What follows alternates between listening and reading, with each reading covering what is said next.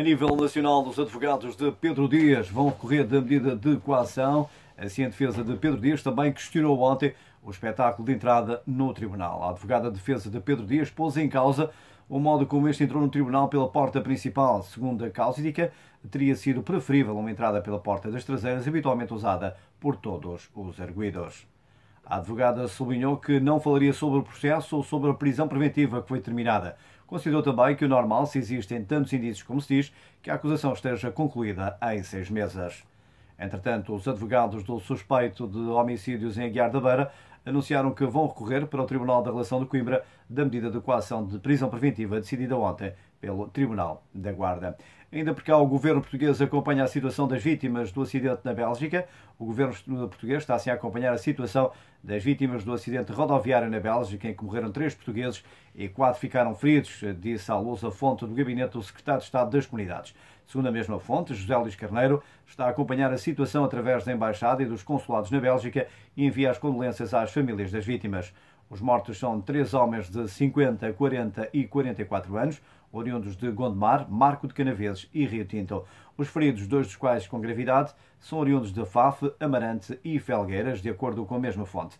Questionado sobre se as famílias das vítimas pediram apoio para a transladação dos corpos para Portugal, a fonte referiu que todos têm seguros e que haverá apoio consular. Segundo a imprensa belga, o acidente ocorreu na quarta-feira, depois de a carrinha em que seguiam, de matrícula portuguesa, se ter despistado em circunstâncias ainda por esclarecer.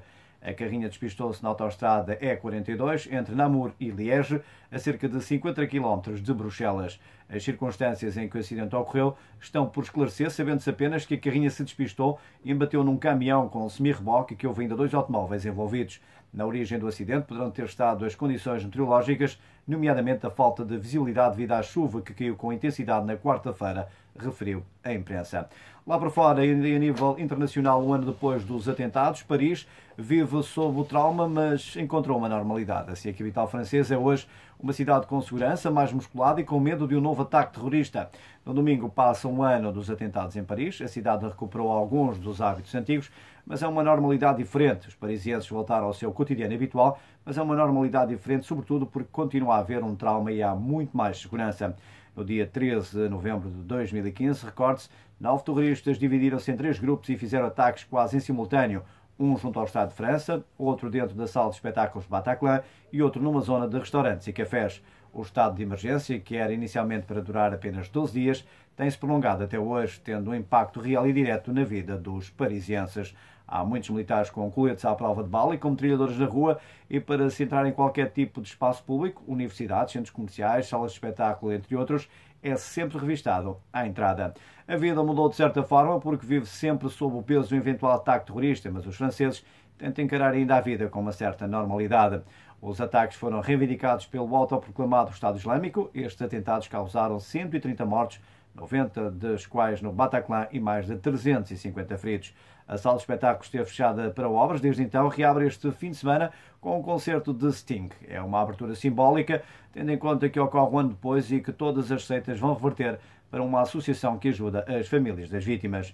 Os bilhetes para o concerto britânico esgotaram numa hora. Depois desta abertura, esta sala de concertos deve retomar a rotina que tinha antes dos atentados e já tem espetáculos agendados para os próximos meses. Ainda aos Estados Unidos e depois das eleições continuam a ser notícia. Not my president. Os americanos voltam às ruas em protesto contra Trump. Obama e Clinton já pediram uma transição pacífica do poder. O magnata prometeu que vai fazer coisas espetaculares para o povo americano.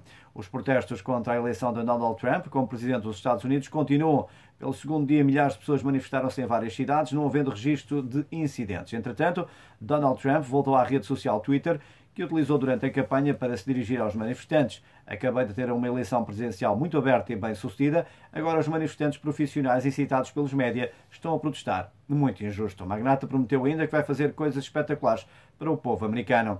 Em São Francisco, estudantes do ensino secundário avançaram pelo centro da cidade gritando "Not my president", não é o meu presidente, e com cartazes a exigir o afastamento de Trump. Na cidade de Nova Iorque, cerca de 100 pessoas juntaram-se em Union Square, em Manhattan, para protestar contra a presidência de Trump, acompanhados também de cartazes com slogans como "Divided States of America", Estados Divididos da América, Let the New Generation Speak, deixa a nova geração falar, e Not My President. Numa estação de metro, os nova-iorquinos expressaram os seus sentimentos e pensamentos nas paredes, usando post-its com as frases A time to fight back, é tempo de repostar, e Keep the fight, our work is just beginning, mantenha fé, o nosso trabalho está apenas a começar. Ontem à noite, centenas de pessoas marcharam também nos estados do Michigan, Kentucky, Pensilvânia e Maryland. Um grupo onde estavam também pais com crianças em carrinhos juntou-se perto da Câmara Municipal de Filadélfia com cartazes onde se lia Not Our President e Make America Safe for All, faça a América segura para todos. Em Los Angeles, o presidente da Câmara, Eric Garcetti, democrata, condenou o que descreveu como um grupo muito pequeno de pessoas que danificou propriedade ou bloqueou o trânsito durante os protestos na quarta-feira à noite. Em Dallas, por último, cerca de 300 pessoas juntaram-se em Dealey Plaza para contestar o resultado das eleições. Terminou com uma marcha no centro de Dallas, em que os manifestantes seguravam cartazes com as frases Love Trump's Hate e Spirits Unbreakable. Estas e outras notícias de âmbito nacional e internacional, como sempre, para atualizar em próximos blocos informativos aqui na Rádio, onde dá gosto ouvir informação.